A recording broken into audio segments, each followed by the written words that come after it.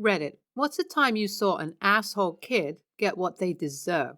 Story 1. I was working at Pizza Hut at that time. Some kid around age 10 or so went into the men's restroom and shit in the urinal, then proceeded to smear it all over the goddamn place. We knew it was the kid due to it not being very busy that day, and the coworker spotted the mess right after the kid left the bathroom. We weren't sure what to do, but the manager decided to tell the parents. The father was pissed. He made the boy clean it up. He stood over him, yelling at him, and made him clean it all. The boy was crying. But screw that kid. He was old enough to know you don't do that shit.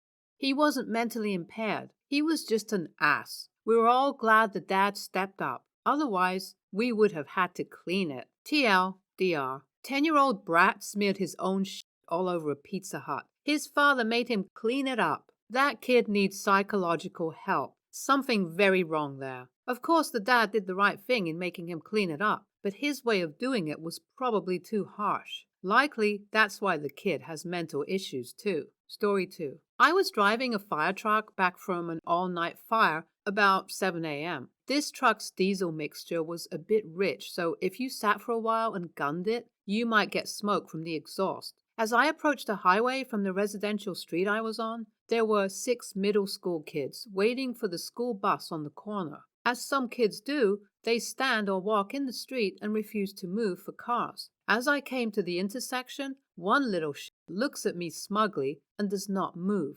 causing me to have to go into the oncoming lane at the intersection. I patiently waited until I could make my turn onto the highway, then gunned the out of the fire truck's diesel engine, causing a thick blob of black thick smoke to come out the exhaust, which was mid-truck pointed right at the kids. They were coated in thick, oily diesel fumes, especially Mr. Smug.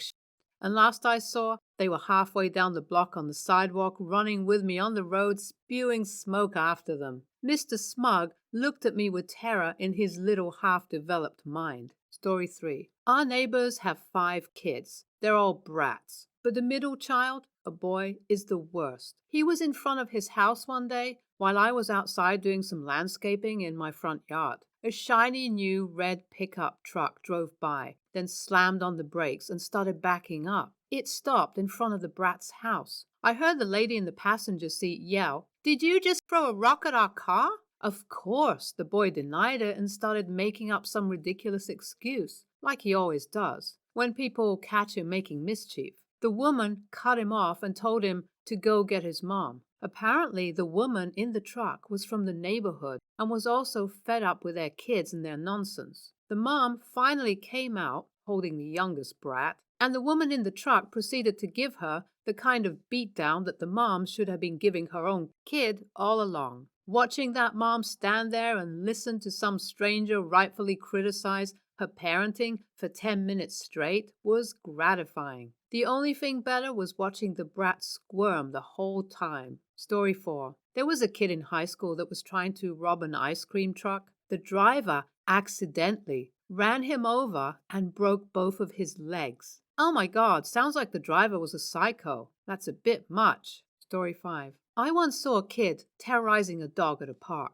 The dog was tied to a pole, and the kid was chasing the dog around on his bike. The owner came back and started yelling at the kid. As the kid rode off, he popped a wheelie, and the front wheel of his bike popped off mid-air, and he did a faceplant in the parking lot. I felt pretty bad for laughing, but couldn't help it. It was so unexpected. Story 6. Worked in a pet store when I was in high school, and we had a real issue with this particular family letting their kids act like bags all over the store. One fateful day, asshole family walks in and bag daughter goes right to the puppy room. Kids can't hold dogs without a parent, and no one picks up a farm unless we are the ones to get them out of their little runs for them. Welp, little Miss Asswipe reaches in and grabs a pup by the leg and tried to pull it toward the wall of the run so she can lift it out. I see this on my CC monitor by the register and run over to stop her from hurting this puppy. By the time I get there, and she has hoisted this dog up by one leg and nearly has him over the wall of the run. Mom and Dad are standing right there, not doing shit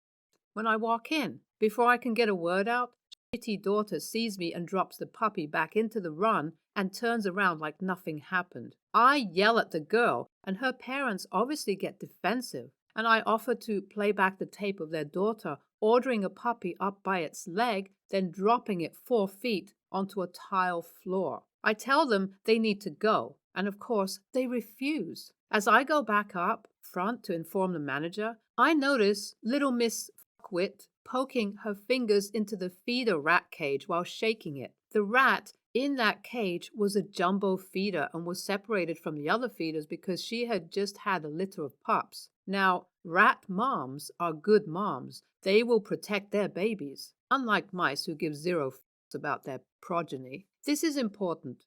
Whole daughter has her finger in the cage and is banging on the opposite side when Karma strikes. Mama Rat is not having any of this shit and runs right up to the girl's soft pink finger and bites down hard on the little shit's finger. All hell breaks loose because Mama Rat isn't letting go and rat bites blow. Parents freak. Manager tries to calm the situation and I get a Band-Aid and alcohol for little fuckwit so she stops bleeding all over the floor. In the end, asshole family isn't banned from the store, boo, but stops coming soon after because of yet mom insists that the giant blue and gold macaw is friendly, even though he isn't, and gets her ear ripped up, a good one. In the end, rat mom and babies get promoted to pet rats instead of feeders for their brave part in helping exact vengeance of dickhead families with demon spawn. The blue and gold macaw was also rewarded for his part with many, many French fries. TLDR.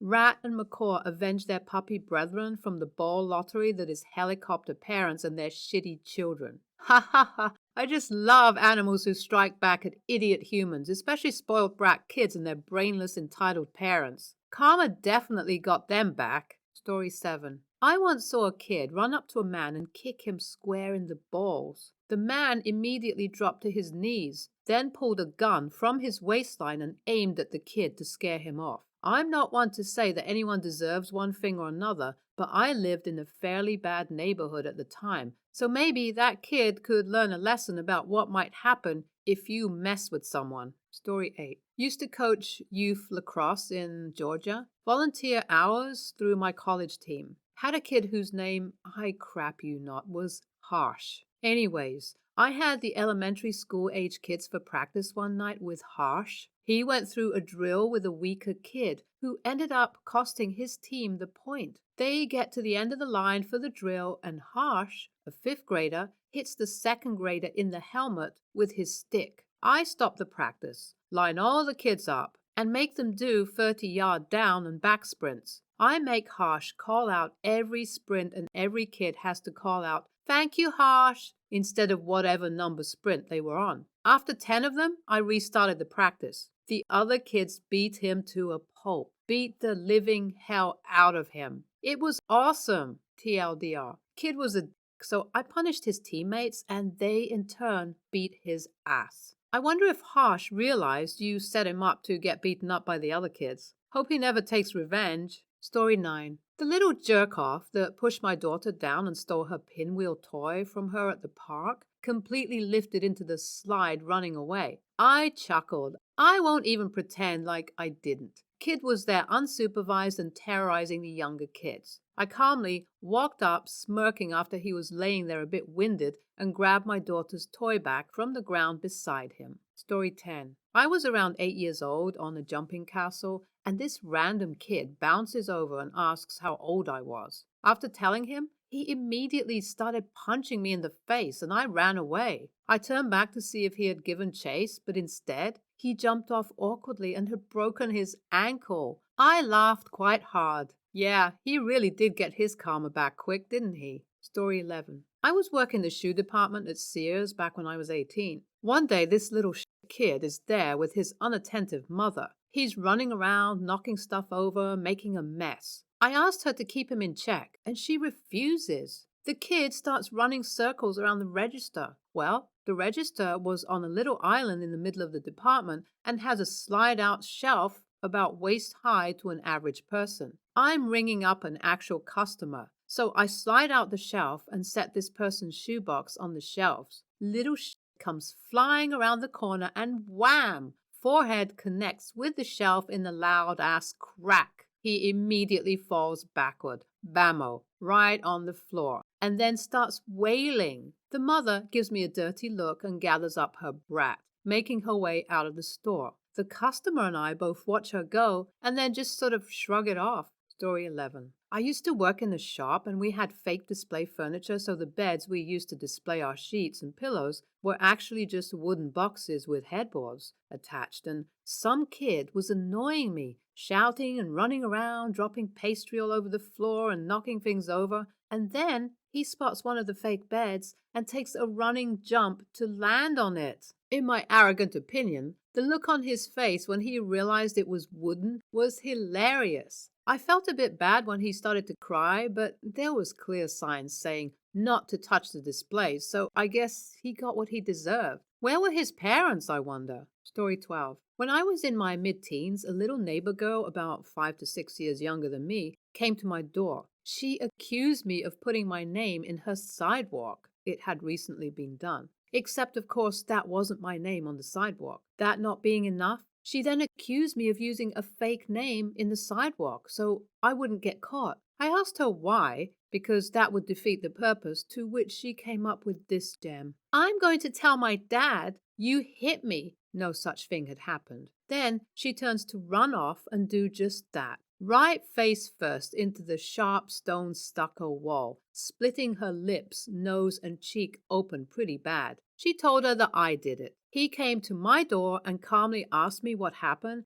and I told him, yeah, that's something she'd do. Story 13. I'm a part of my school's football team, and as always, there's one kid where his mom pretty much brought him into the program. Well, this kid thinks he's the best since sliced bread. Let it be known he was possibly one of the worst linebackers I have seen in my life. Well, one day, this kid says something asshole-ish to an offensive lineman about his weight. The damn lineman never even talked to this asshole before this point. The asshole goes back to his position with a smug-ass look, and the lineman, a guard, this will explain how this matters in this situation, he is the one on the right, obviously pissed, goes and gets into position without saying a word. Well, the next play was a run into the hole that the guard was in. The linebacker stands back to evaluate the play, which was really his way of foreseeing out of making a tackle. Well, the lineman took up him as a block and completely threw his face onto the ground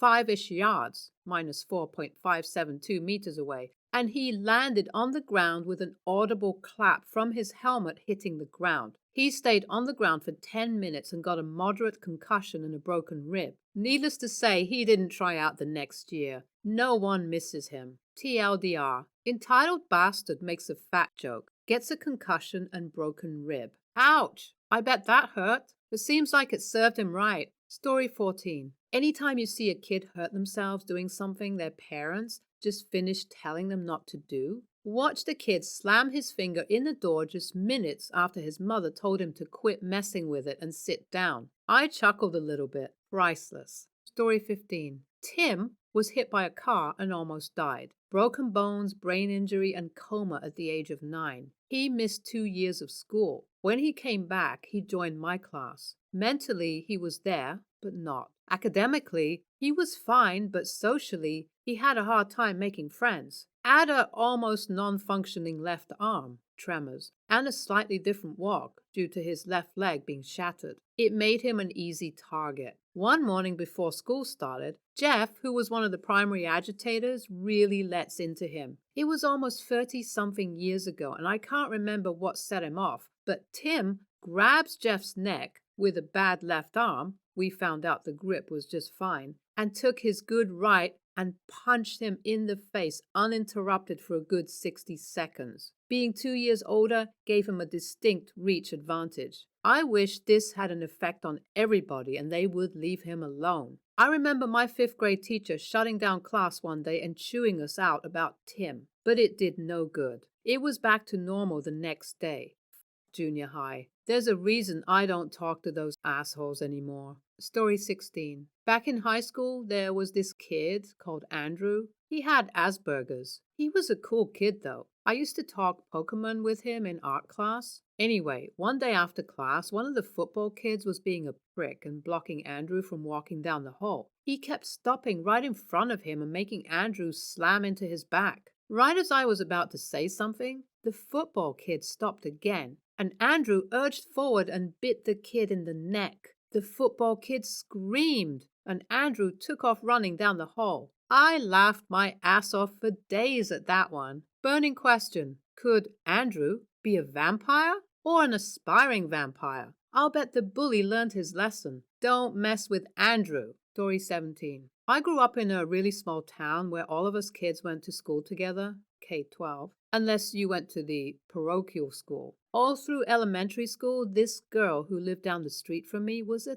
total bitch. She was taller than most of the boys and would bully anybody she felt was beneath her. One day, coming home on the bus, she was picking on this boy in my grade. We were a year younger than her. He wasn't an albino, but pretty damn close. White hair, really pale skin, thick glasses. And his parents saddled him with the name Clarence. Kid just couldn't catch a break. Anyway, this girl was leaning over the back of her seat and in his face the whole ride home, calling him names, making fun of his glasses, clothes, etc. A few of us tried to get her to stop, but she was relentless. Poor Clarence just sat there, his face getting redder and redder, the occasional tear sliding down his face. When the bus came to his stop, he slid to the end of the bench seat, calmly stood up, and turned to her. Then, faster than anybody could even take a breath, he pulled off and did a full arm swing and smacked her in the face with his lunchbox, his metal lunchbox. Then he just turned into the aisle and slowly walked off the bus. They say when an EOD has a bad day, he turns into pink mist. Her nose had a bad day. She spent the next 3 months with varying degrees of black eyes as a result of the initial injury and subsequent surgeries to repair her nose. That was the last time she bullied anyone. And the best part of the whole story, that Clarence never got in trouble for it. Story 18. I had an answer to a similar thread that I think works here, so I'll just copy-paste. When I was working at an airsoft field, we had parties come in all the time. One party, the birthday kid, was being a total dick to his friends, shooting really close, not calling hits, and yelling that he hit people when he never did. So me and my coworker had enough of this kid being a dick.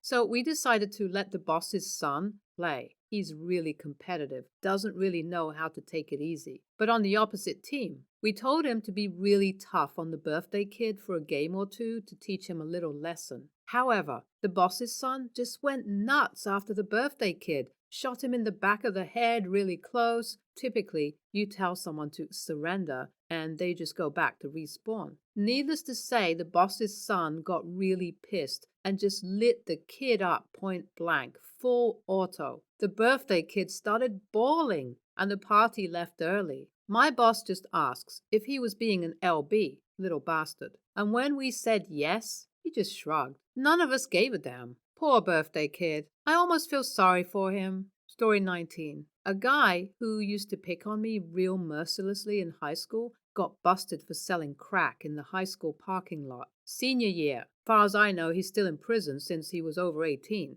held back a few times, at the time of the arrest. Right out of school into prison. Probably a bit harsh, but some would say he got what he deserved. Click on one of the videos on the screen now, or Karen will sue you.